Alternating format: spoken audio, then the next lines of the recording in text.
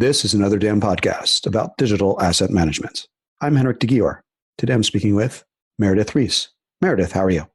I'm good. Thanks for having me. Meredith, how are you involved with digital asset management? I'm the digital asset manager for the Los Angeles Philharmonic Association. I've been here for now just about a year. We implemented a brand new DAM right when I started, and it's been fantastic so far. Meredith, how does one of the world's top orchestras use digital asset management? They use it for just about everything you can think of. I personally sit in the archives department where I'm responsible for preserving all of LA Phil's historical records and serving requests both internally within the association and for outside users. But we also maintain a complete audio and video archive for our orchestra members to review. So we're currently using our digital asset management system not just for historical purposes and research of all types of assets, but also for the orchestras themselves, which makes us pretty unique as far as orchestras go. And then we also support all of the affiliate groups that help out the orchestra, and we're a nonprofit organization, I should mention, so we have a lot of volunteers, but we do have a full-time staff within the association that is responsible for all the administration of the LA Phil, planning the season, executing the season. So we have a full-time production staff who works directly with the orchestra and our music directors. We have a full artistic planning staff who actually programs the seasons. And we have a marketing team within who does both digital and physical marketing. And really all of those groups are constantly creating assets all the time. And they've seen all of their assets grow just within the last 5 years. I'm also, as part of the archives, we manage a museum. We manage the Hollywood Bowl Museum at the Hollywood Bowl. The LA Phil has two homes. We have the iconic Walt Disney Concert Hall in downtown LA, designed by Frank Gehry, and then we have the Hollywood Bowl. There is a lot of history to that performance as well. That's not just, classical music, but all the pop programming that we do throughout the year. So we're responsible for exhibiting in that space at the Walt Bowl Museum. And then we have a couple of spaces in the Walt Disney Concert Hall as well. So all of the assets that are being created by the organization are being used and shared and reused on a regular basis. It's actually surprising that they didn't have a digital asset management system until now. Meredith, what are the biggest challenges and successes you've seen with digital asset management? In general or here at the Phil? Either or both. Either. I would say here at the Phil, it's been, we're a small nonprofit team, but we're still people who work within those silos. And it's actually been quite surprising to me that there's not more interaction or collaboration among the teams, but that's starting to change. The culture is starting to be more open, more transparent. It's definitely our programming is a lot more dynamic. It's not just your traditional classical shows anymore. There's constant overlap. When our music director, Gustavo Dudamel, performs elsewhere, also conducts other orchestras, but as well as his collaborations that he does here at the Walt Disney Concert Hall or at the Bowl. And so it's really gotten people in more of the spirit of collaboration, but they still have a hard grasp on their assets, who owns what, who can see what, who can share.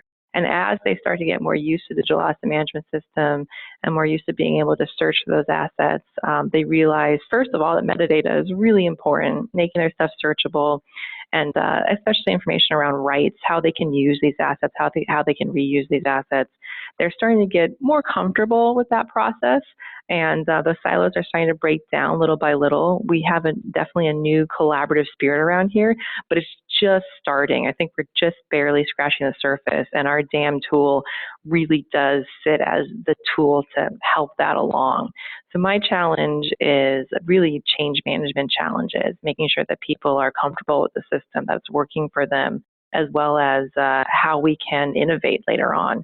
Innovation is a huge challenge with DAM in general, but it's something that I believe strongly in, that we have to keep, making this tool better and better and meet the needs, not just why we got the tool in the first place, which was really just to solve the influx of digital assets that are here at the association, but really think about, what are we going to be dealing with in the future? What type of assets are we going to be seeing from both a technological standpoint and being able to describe them with good metadata and being able just to share them? What's the best way to share our information? We're going to be seeing a lot more audio and video content, is my guess.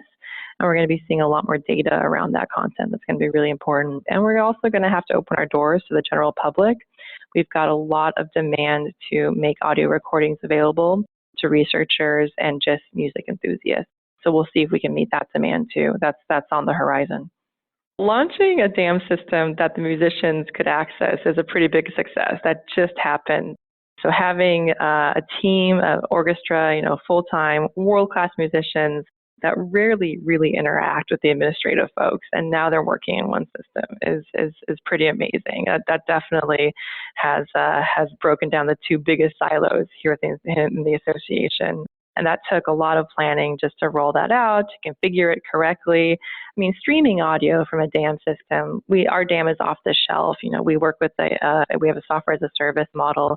So technologically, it wasn't that challenging, but getting people comfortable, training them, making sure that it would meet the needs and that it was compliant with our union contracts and how we treat the musicians, how the musician treats the rest of the organization was really, really important. And we've got more on the horizon.